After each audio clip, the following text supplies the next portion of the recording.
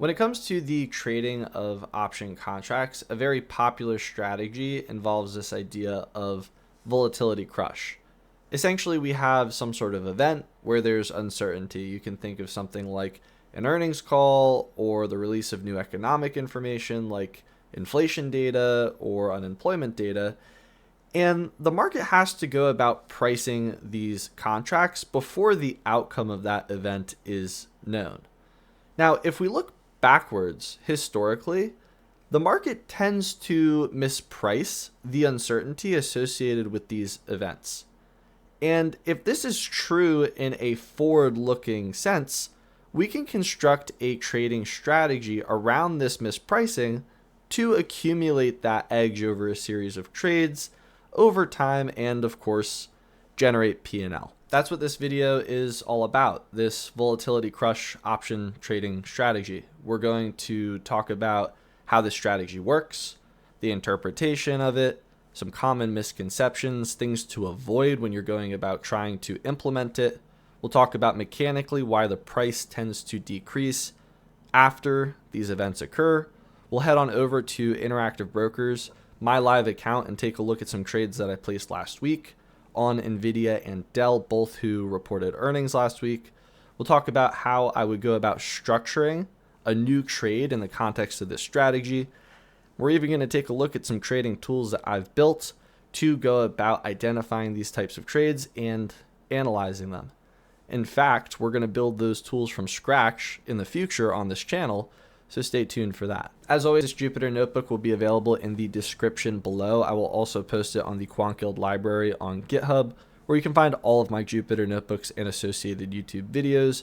At the top of this Jupyter Notebook, you'll notice some related QuantGuild videos on the ideas of applied statistics in a trading setting, how to accumulate expected value over time, what it means to trade with an edge.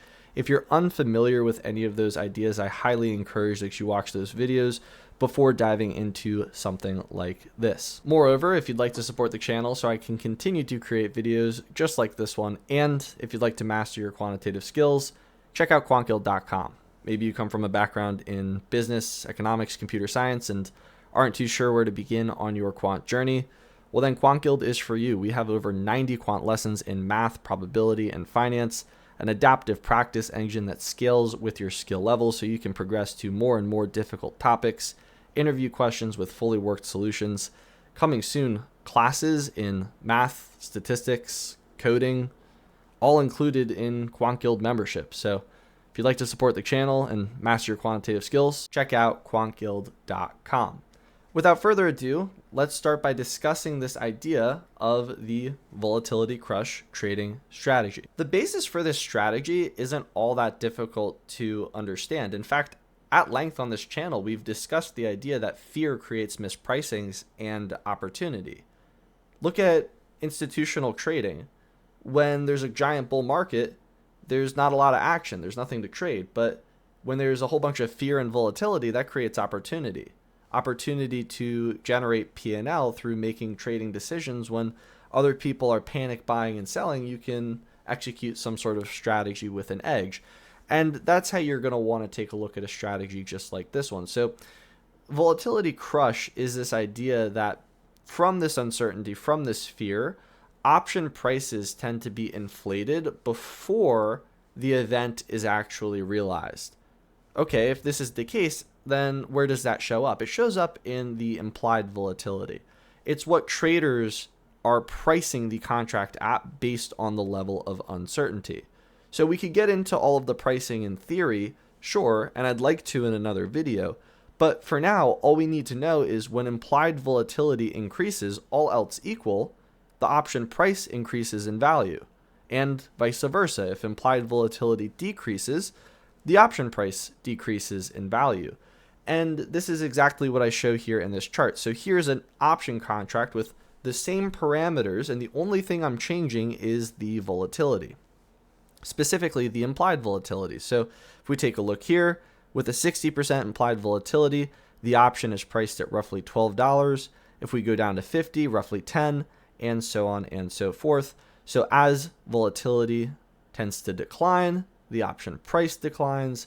As implied volatility tends to rise, the option price rises. So this strategy is based on the idea that implied volatility is going to be at its highest right before the event actually occurs, and then after the event occurs, it is going to rapidly decline. It would be nice if it was as black and white as this. We can just take a short position in the option contract before the event happens, volatility declines, and then we just cover our short position and we collect that theoretical difference, right? That would be fantastic, but it's not as black and white as that, and that's why understanding theoretical option pricing is so important, because this relationship changes based on how other exposures change relative to your position. And I have a great example of this in a chart below. So this exact same volatility decline is going to occur, but along with a massive price movement. Now take a look at what happens to our option value. If the implied volatility was 60%, but then the spot price moves a significant amount, the option price didn't go down. Here, the option price actually went up. So you don't just have this one exposure with an option contract. You don't just have exposure to volatility. You have exposure to how the underlying asset moves. You have exposure to the passage of time, just to name a few. And those exposures greatly impact the overall P&L of the strategy based on what happens. This is why I went about building a series of tools to understand what happens in different scenarios and what to plan for and how to construct trades. Because if you don't understand the dynamics of your option position and what's going to happen in different states of the world, then you can't capitalize statistically on this idea of volatility crush, because sometimes the underlying asset's going to move way too much. Sometimes it's not going to move at all. And you need to account for those different types of scenarios, and you need to figure out how you are going to trade out of them. Are you going to trade for a loss as soon as vol gets crushed? Are you going to try to hold it for the rest of the day?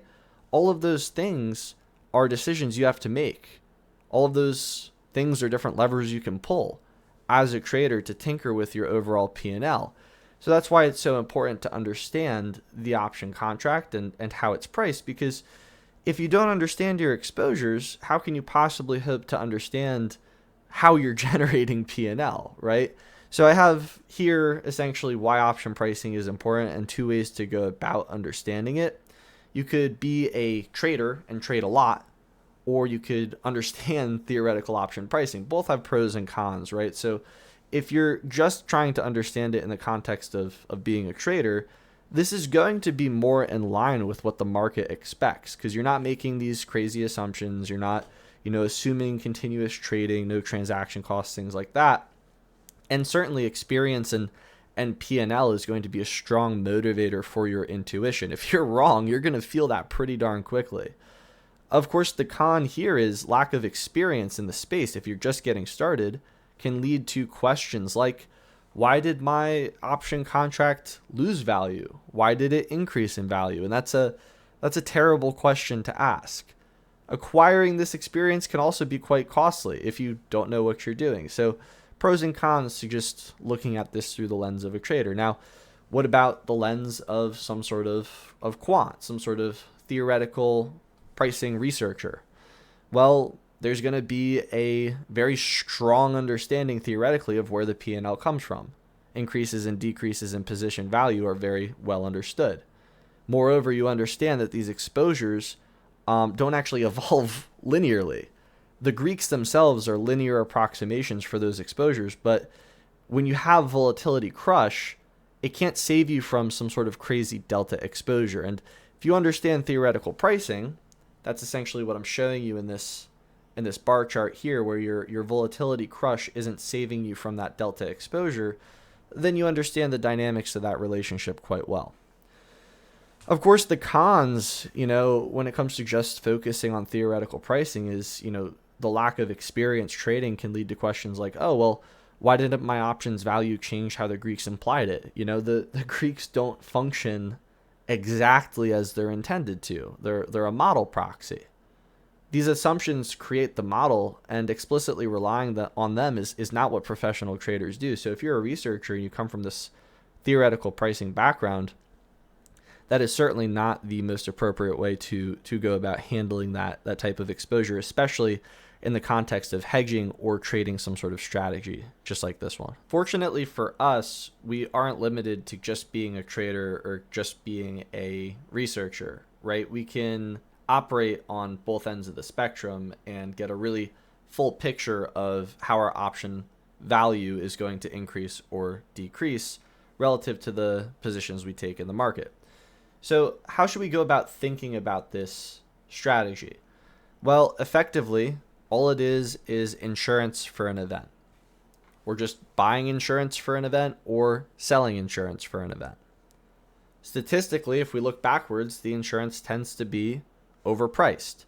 So if we sell it, then on average, we should expect to collect some sort of theoretical spread based on the IV crush like this. Of course, that's backward looking. It doesn't say anything about the future. It's quite possible that I sell insurance, there's a massive price move, and now I owe a whole bunch of insurance to whoever's on the other side of that contract. It's a zero-sum game. So when we go about trading this sort of strategy, we need to keep that in mind, that just because it has worked out in the past does not mean for this one particular event that you're trading that you're going to be able to capture that volatility crush. You may end up owing a whole bunch of money to somebody on the other side of that contract. Now that we have a general understanding of this strategy, how to interpret it, why pricing and understanding our different exposures is so important, what does it actually look like? Well, this brings us to the first trading tool that I've built that we're going to build on this channel together from scratch, the earnings trading dashboard. What you can do is connect to Interactive Brokers. If you'd like to get started with Interactive Brokers, I'll leave a link in the description below. I've been trading with them for over 10 years at this point, so highly recommend them. Their API is fantastic to work with, and that's what we're going to use for this build. I can go ahead and connect to Interactive Brokers. I can enter a ticker, and I can enter an earnings date and the number of days until my option expires. So this is actually going to be my option that I was trading last week. I can click Analyze IV Crush, and then I'm going to get a whole bunch of useful information. So here I can see the pre-earnings implied volatility and the post-earnings implied volatility and the percentage of IV crush. So this is literally in the market what is happening when I showed you this chart. This is the idea of IV crush. The option price is going to decrease in value as the implied volatility declines when the event is realized. There's no more uncertainty. So this is when we heard from NVIDIA on their earnings. We can see that the IV crush actually worked in this sense, because if we took a short straddle position, we would have generated P&L. If we took a long straddle position, we would have lost money. And I'll show you how to construct this trade at Interactive Brokers in a moment, but I wanted to show you this tool first because it's very easy to interpret the IV crush here. We can see what happens to IV. IV declined, and the pre-earning straddle price was 466. The post-earning straddle price was 352. And I also have the delta associated with the position and whatnot, but this is very easy for interpretation. Now, what about these charts down here? We can see that this green line is the implied volatility of NVIDIA. And check it out, after the earnings event, it takes a sharp decline, right? But the stock price, this blue line, didn't move all that much. So we're able to capture that volatility crush. Now, if the blue line moved an incredible amount, then we wouldn't be able to capture this effect. We would get something like this, and we would end up probably losing money on that trade.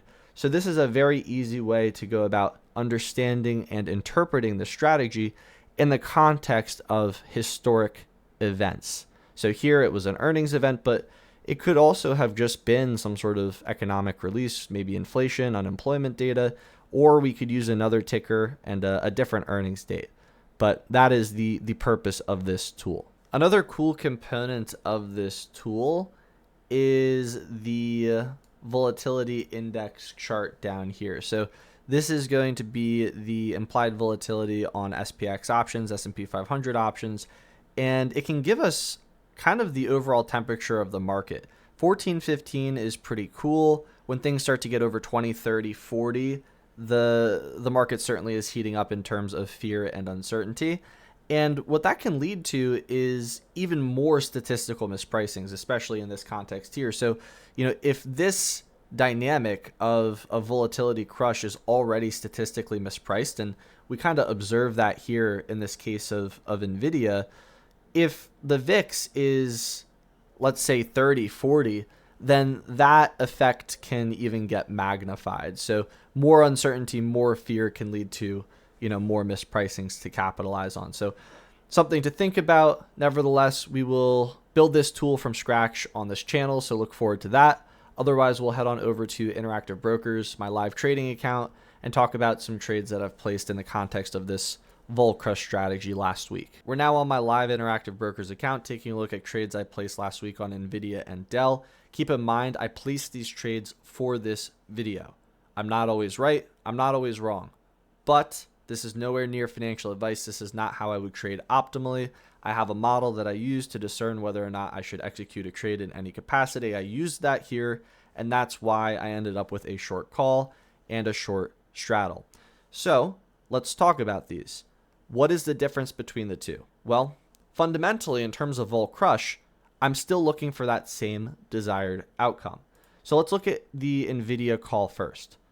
With that short NVIDIA call, I wanted negative directional exposure along with that negative vol exposure. So if volatility declined, I would make money. If the stock price declined, I would make money. And if we take a look at what happened with that earnings event with NVIDIA, both of those happened to be the case. The implied volatility dropped after the event, and the stock price did as well. So I did make money on that short call position. I made about $500, okay? Sometimes I'm wrong. I'm not correct all the time, but I'm also not wrong all the time. Statistically, I'm correct more than I'm incorrect in terms of proportion that I win and lose. That's why I make money, okay? So in the case of that NVIDIA call option, okay, I did make some money. What about the Dell option? Well, here I didn't want directional exposure. Okay, so instead of just selling or buying a call or put option, here I'm actually constructing a strategy. This is a short straddle. I'm essentially going to go short a call and a put option, and I'm going to have the directional exposure hedged up until a certain point, and that's when I'm going to start to lose money. Okay, and when it came to Dell, I did observe some implied volatility crush, but the directional exposure was far greater than the amount that I earned in the IV crush. This goes back to what I was showing you in this chart. The volatility crush in that Dell trade did not save me from the directional exposure that I ended up having. In other words, the insurance for that contract, I had to pay it out. I owed somebody. So it doesn't always work out in the case of the NVIDIA trade that I showed you. In the case of the NVIDIA trade, I was able to capture on this vol crush along with directional exposure. But in the case of the Dell trade, I was able to capitalize on that vol crush, but the directional exposure killed me. Again, this is why understanding pricing is so important, because the implied volatility of Dell was like 189% or something ridiculous, because we didn't just have uncertainty from the earnings event. We also had uncertainty from the PCE numbers that were going to be released Friday morning. So we had uncertainty end of day from the earnings, which actually had the stock price at roughly like 130 or something. So I ended up selling these options at 134. I think it ended up at 130. And then with PCE, it got hammered down to like 120. So that's why I ended up losing all this money, because I didn't end up losing all that much. It was like 100, maybe like $110, but That's where the loss came from. So the vol crush didn't save me from that directional exposure, which brings me to the next tool that we're going to build on this channel. This is the Volatility Crush Trade Analyzer. So I can also connect to Interactive Brokers, and I can go about fetching data for this type of trade.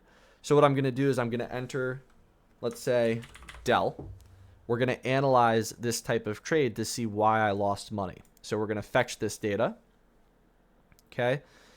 The current spot price is 122, but that's not what it was when I sold this option. It was 134. So I'll throw in 134. The strike price was 134. The implied volatility was 189%. The number of days till expiration was, I believe it was 2. I'll hit price straddle, or I guess it was 1. Yeah, it was 1. So 1057, I paid roughly $1,050 some odd dollars for that straddle. So if I was to buy it, I paid 1,057, but I was short it, so I received 1,057. All right. Now I did end up owing on this straddle because I needed to cover the position, and covering the position cost what? 1,100 and looks like 20, what is that? $23, something like that. And that's because the new spot was roughly 122 and the IV was like 140. So it ended up dropping, but that directional exposure killed my straddle position.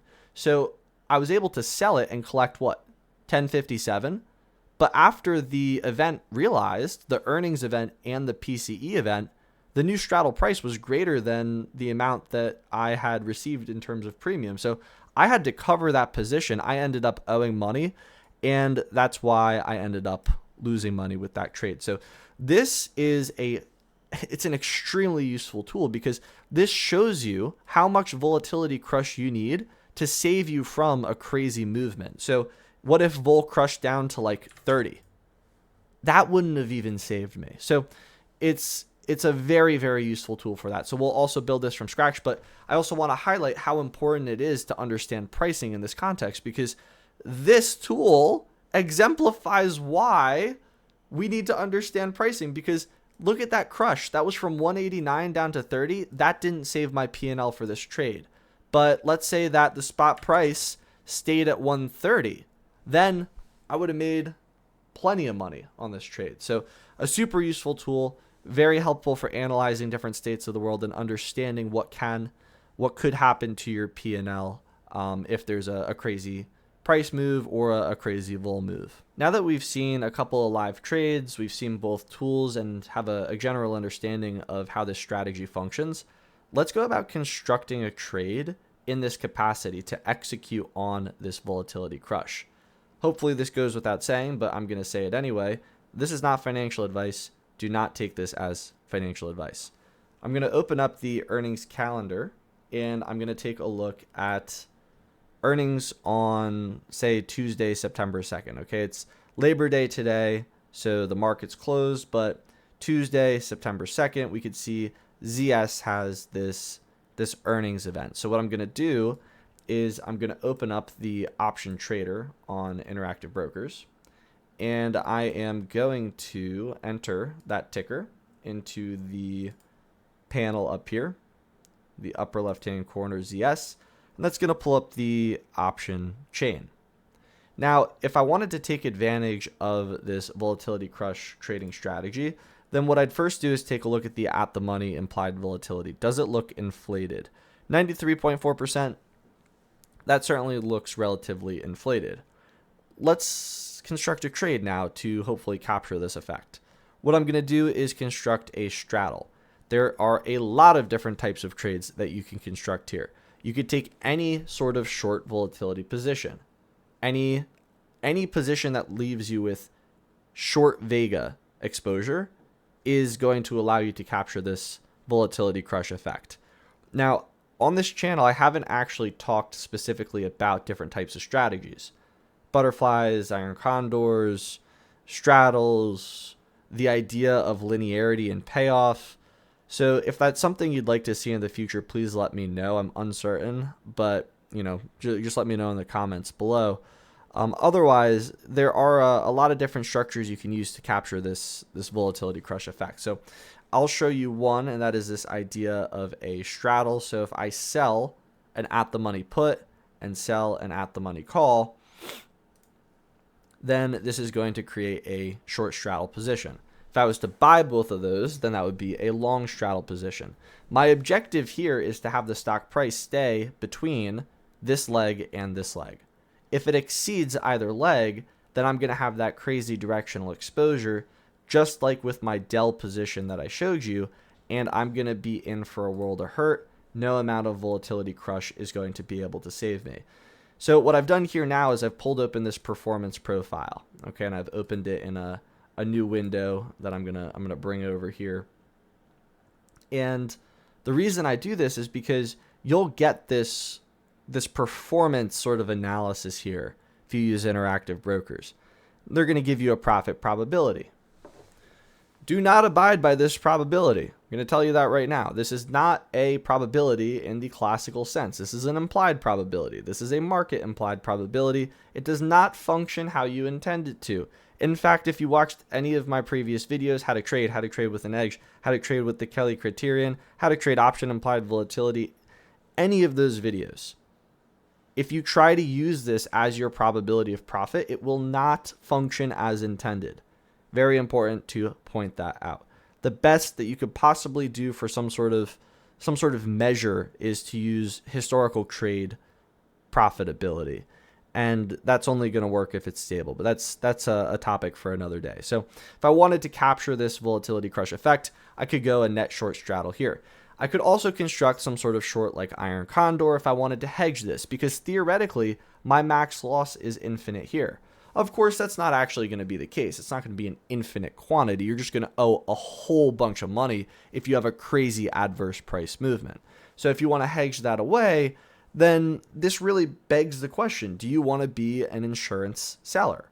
And if you have to sit behind this terminal and say, but what if it moves way too much? Then you shouldn't sell insurance. You should be buying insurance then if you're so concerned about an adverse price move. So I wanted to create that distinction. I wanted to show you how to construct a trade. In this capacity, it would be some sort of combo order, and then you can just go about executing this trade in the trader workstation itself.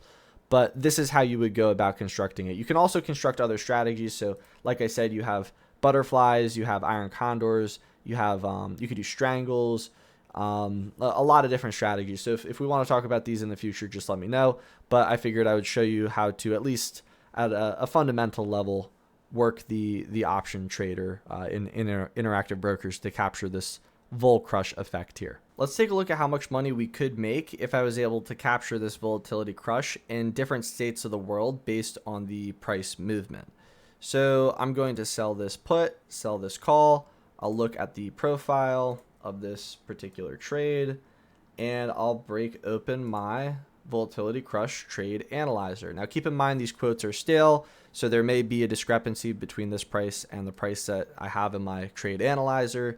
It is a bank holiday. So what I've done here is I've fetched the data for ZS. I've entered the strike price of 277.5. That's where we're constructing this straddle around. I have the IV 93.4%. I could price this straddle, and now I could take a look at what happens in different states of the world. So if the new spot price is, let's say, 277 and vol drops to 70, then I'm going to make roughly $500, looks like $42 on that particular trade. Okay, remember, these are in lots of 100. So that is a positive state of the world, right? I don't have too much directional exposure. There wasn't a crazy price movement after this event. Vol crushed. I was able to capture that theoretical spread. That is exactly what we saw in this chart here, right? Now, what if the spot price moved a significant amount? What if it dropped to like 245? Well, the new straddle price is now 33.06. If I went short, then I would lose over $1,000. So that is essentially what I'm saying. This tool is very useful to analyze different states of the world and what happens not just with a spot price movement, but also a movement with implied volatility. All right, let's talk about what not to do now, okay? If you are afraid of that tail risk, you should not be an insurance seller, all right? That should be abundantly clear. But if you're an insurance seller and you're consistently worried about this tail event occurring, then you are not going to be in a good position. You're literally being paid to assume risk for that tail event, all right? So what I mean is, if you look at this and say, oh, I want to trade Vol Crush, but I don't want exposure to that tail event, let me just construct some sort of strangle instead of a straddle, right? Okay, now I'm looking at this, and I look at the profile, and the profile tells me what? Tells me that I have, wow, now a 73% probability of profit. No, that is not what's happening here. I see a lot of folks who will structure trades with very high probabilities of profit. First, that does not mean what you think it means. That is firstly, this is not the probability that you think that you know from flipping a coin or some sort of data generating process that is static. This is a market implied probability. This will change as the stock price moves. Okay, that's the first thing. The second thing is, if you have one loss from one tail event in this capacity, it will wipe out dozens and dozens of profitable trades. All right, something to keep in mind. Now, of course, your capacity to generate money with this type of strategy is going to be based on whether or not you have edge. If your expected winner times the probability of winning plus your expected loser times your probability of losing is positive, then you'll be accumulating wealth. Otherwise, you'll be breaking even or losing money. But trading in this capacity just because you don't want to lose money is the furthest thing from optimal. So keep that in mind when it comes to this strategy. Is you are a insurance seller. You are looking to capture that Vol Crush. Maybe you want directional exposure, who knows? But if you are going to be paid for assuming that tail risk, don't expect to hedge it away. All right, one poor trade outcome could wipe out dozens and dozens of profitable trades if you have some sort of probability profile that's in the 70s, 80s, 90 some odd percent. To summarize, if you want to capitalize on volatility crush, then you are an insurance seller. You're literally being paid to assume that tail risk. If you're worried about that tail risk, then you should be an insurance buyer, not a seller.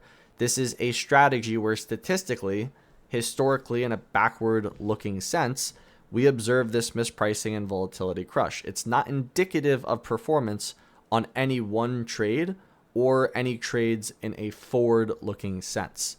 Our goal is to accumulate edge, this positive expected value over time, over a series of trades, and optimize our breakdown of expected value, this expected P&L, by optimizing the probability of a win and your average winner, less the probability of a loss and your average loser. There are a lot of different levers that you can flip to go about optimizing this quantity, and that is going to discern whether or not you're going to accumulate wealth or, again, at best, break even or even lose money. In the future, we're going to be building from scratch that volatility crush trade analyzer along with that earnings trading dashboard. So look forward to those builds. Let me know in the comments if you'd like to see more builds just like those. Maybe we'll do a video on different option strategies, straddle, strangles, iron condors, so on and so forth. Unsure what the level of interest in is, the level of interest in that type of content. But also very important, how to derive and solve the Black-Scholes equation, understanding the different exposures in theoretical pricing, clearly very important because that's going to greatly impact the pricing of our option contracts and whether or not we're going to make or lose money. And that's going to do it for this video. I hope you enjoyed. I hope you learned something. Again, please don't take anything in this video as financial advice. In general, our goal is to optimize our expected value. We want to accumulate this edge over a series of trades over time. And this volatility crush option trading strategy may be one way to do so. With that, thank you so much for watching. If you'd like to see more content like this in the future, please like, comment, subscribe, let me know. Master your quantitative skills. Check out quantguild.com. Other than that, I will see you in the next video.